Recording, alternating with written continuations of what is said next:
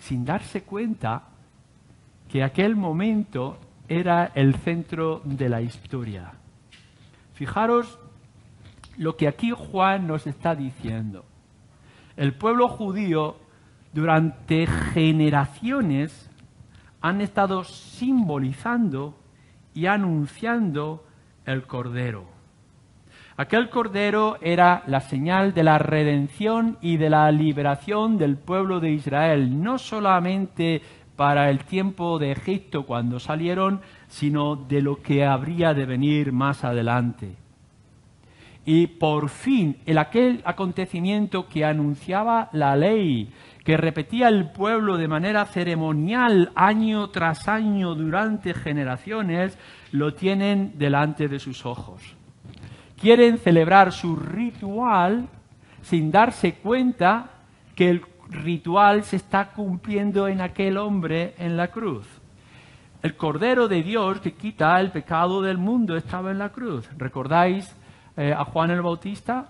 Cuando empieza en este mismo Evangelio, capítulo 1, versículo 29, cuando anunciando a todo el mundo, diciendo, yo soy aquel que prepara el camino del Señor, y cuando lo ve y dice, este es el Cordero de Dios que quita el pecado del mundo. Y se repite a lo largo de toda la vida señalando al Señor Jesús. Si leéis en Isaías 53, por ejemplo, y en tantos otros lugares. Celebrando la Pascua, el Cordero Pascual, comiendo la carne de aquel Cordero, no se dan cuenta de que Cristo es el Cordero de Dios.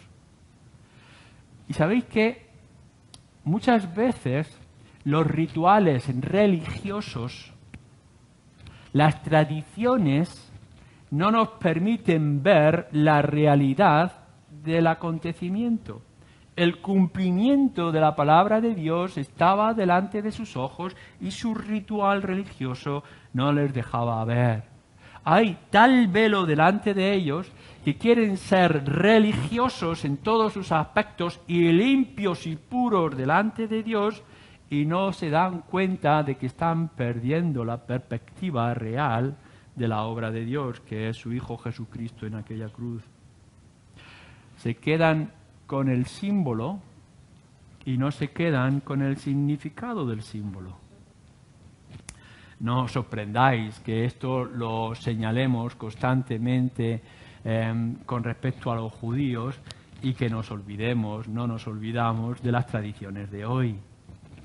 ¿Cuántos pueden llevar en su pecho una cruz y no tienen ningún valor para ellos? ¿Cuánta gente besa la cruz? ¿Cuánta gente trae flores a la cruz? ¿O hace sus cruces de mayo? ¿O vienen esas campañas de Semana Santa con sus cruces de madera? Y son religiosos. No os atreváis en ningún momento a insultar y mancillar aquella luz gloriosa de los caídos o de no sé qué otra historia. Pero la pena y la tristeza es que sus cruces de flores, de madera o de mármol no les permite ver el verdadero significado de nuestro Señor Jesucristo. Nosotros no tenemos esta historia para ser ritualistas, para ser ceremoniosos, para ser religiosos. Tenemos esta descripción y tenemos a nuestro Señor Jesucristo en la cruz para que le veamos a Él. No os quedéis, no os conforméis, no os dejéis engañar por todos los que llevan la cruz en el pecho, o la cruz en las manos, o la cruz en la cartera, y no tienen al Cristo de la cruz en el corazón. Muchos hoy también son religiosos cristianos evangélicos, pero su vida está vacía del señorío de Cristo y del significado de la cruz. Así que aquí tenemos aquellos judíos religiosos esperando algo que habría de venir, recordando una historia gloriosa, pero no teniendo ojos para ver y oídos para oír. Lo tercero que tenemos en nuestra historia, en nuestro pequeño pasaje, Es como Juan nos señala en 2 ocasiones que todo aquello que estaba aconteciendo ya estaba profetizado, ya estaba escrito. Bueno, sabemos, claro está, que nosotros tenemos 200 profecías, quizá alguna más, alguna menos, acerca de nuestro Señor Jesucristo. Pero en este caso, estas 2 nos están mostrando que aquello que está ocurriendo ocurre por causa también de la Escritura. Así que nos dice, porque estas cosas, versículo 36, sucedieron para que se cumpliese la Escritura. No será quebrado hueso suyo. Claro, no significa que aquello se estaba haciendo para que encajara en lo que estaba diciendo las Escrituras, sino que aquello está ocurriendo porque ya lo había anunciado la Escritura que iba a ocurrir. Y versículo 37, y también otra Escritura dice, mirarán al que traspasaron. Bueno, tenéis las citas que os relacionan con el Antiguo Testamento, donde se refieren directa o indirectamente estas palabras que aquí ahora se están convirtiendo en hechos. Son cosas extraordinarias que nos describe por sí mismas, porque son profetizadas, ocurrirían centenares de años después, pero también en la manera como la que está ocurriendo. El pueblo romano, el imperio romano, no era más cruel que cualquier otro imperio de la época. No pensamos qué terrible debería de ser la muerte y la muerte de cruz, etcétera. Ya tenéis por ahí algunos libros y películas para poder cuánta sangre se puede verter. Pero bueno, lo que nos dice es que a los hombres que crucificaban los dejaban morir en la cruz. Es decir, los colgaban allí y los dejaban. A veces se tardaba días en morir en aquella cruz clavado. Pero había algún signo de misericordia. Y el signo de misericordia era que iban con un mazo, un martillo de hierro, y golpeaban las piernas hasta que se rompían. Y entonces, al no tener donde sujetarse las piernas, caían del peso y se asfixiaban en la cruz. Así que algunos de los que analizan todos estos detalles dicen, al final, aun cuando de una manera cruel, romper las piernas de aquellos hombres en la cruz era un signo de misericordia, porque al final se morían más rápidamente. Y era algo normal que pudiera ocurrir, romper las piernas.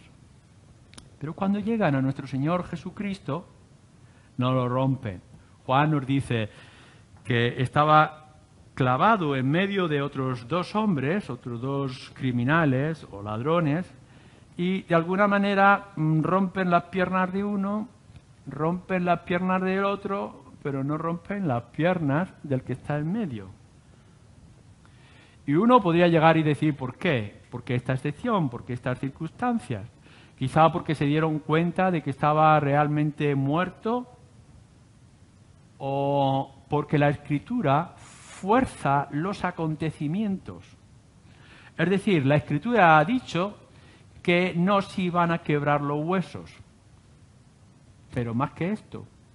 Ahora nosotros vamos a la escena donde el pueblo de Dios, esperando salir de Egipto, ha tomado el cordero para comerlo. Dice que si un cordero no es demasiado para una sola familia, pueden invitar a otros.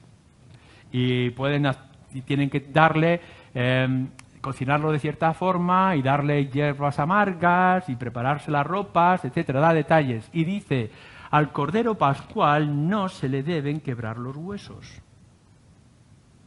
Entonces ahora llegamos a nuestro Señor Jesucristo, aquel que están despreciando los judíos porque les molesta en el día de la Pascua, pero que nosotros sabemos que es el Cordero Pascual, pero para que realmente podamos ver que es el Cordero Pascual, no se le van a quebrar los huesos.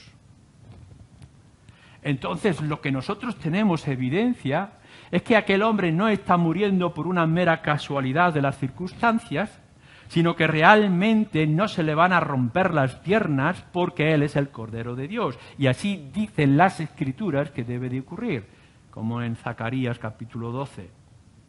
Eso sí, le traspasan el pecho para poder confirmar, no matar, sino confirmar que Jesús está muerto.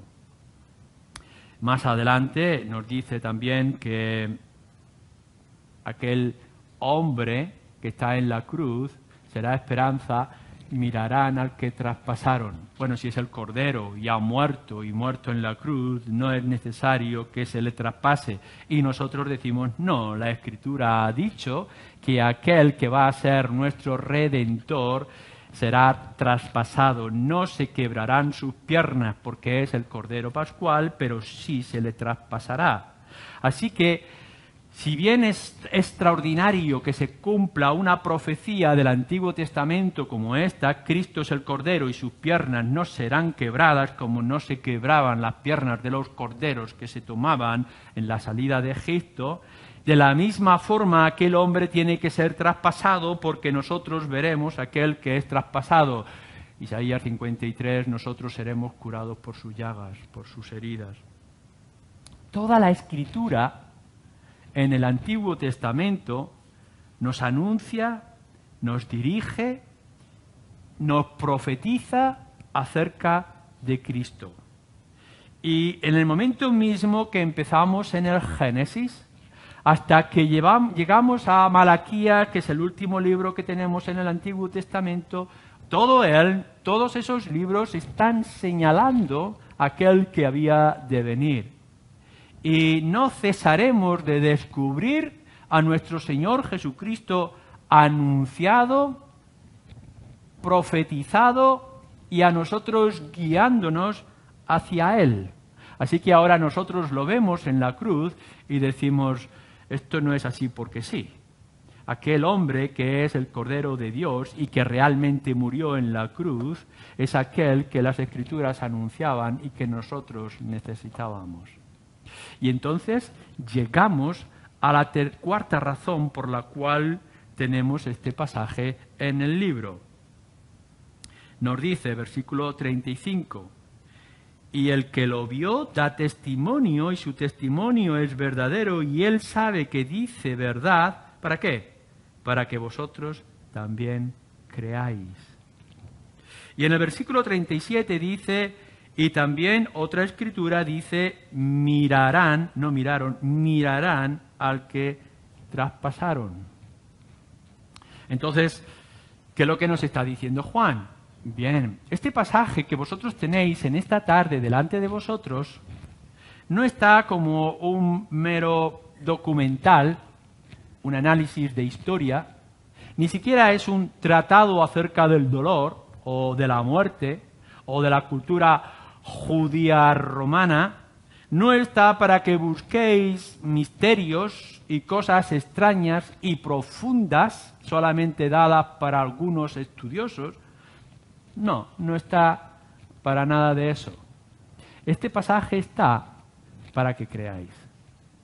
Es decir, para que pongáis toda vuestra confianza en lo que dice la Escritura y lo que está cumpliendo nuestro Señor Jesucristo.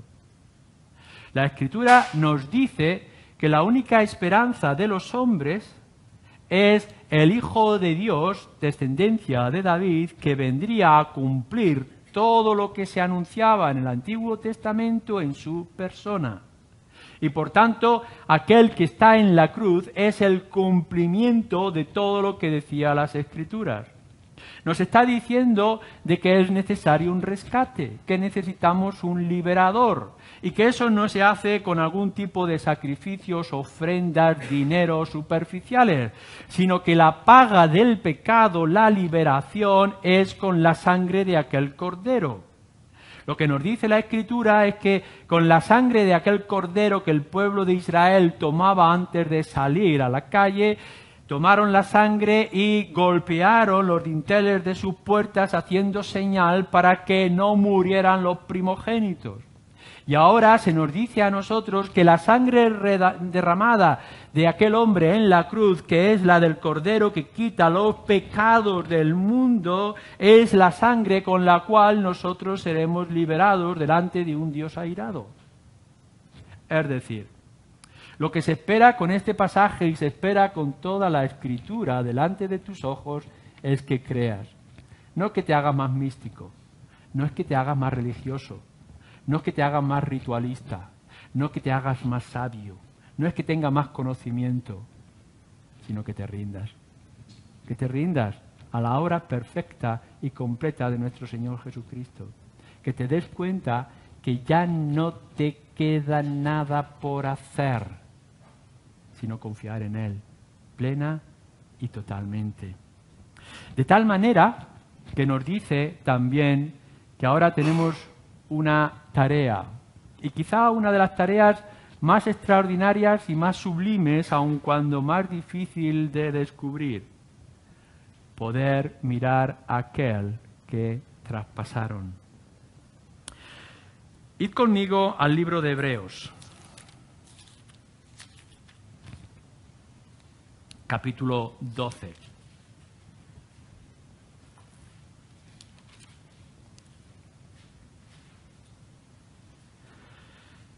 Dice así, Hebreos 12, versículo 1. Por tanto, nosotros también, teniendo en derredor nuestro tan gran nube de testigos, despojémonos de todo peso y del pecado que nos asedia y corramos con paciencia la carrera que tenemos por delante. ¿Cómo? Versículo 2. Puesto los ojos en Jesús, el autor y consumador de la fe, el cual por el gozo puesto delante de él sufrió la cruz, menospreciando el oprobio, y se sentó a la diestra del trono de Dios. Es decir, nuestra tarea, como dice el autor de Hebreos, es poner nuestros ojos, el autor y consumador de nuestra fe, por la cual él se entregó a aquella muerte horrible de cruz.